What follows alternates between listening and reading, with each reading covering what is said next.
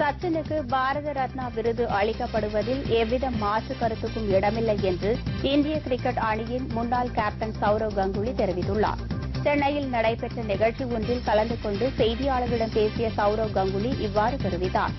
சச்சினுக்கு பாரத ரத்னா விருது வழங்குவது குறித்து பேசிய அவர், உலக கிரிக்கெட் அரங்கில் பல்வேறு சாதனைகளை படைத்த சச்சின் பாரத ரத்னா விருதிற்கு தகுதியானவர் என்றார்.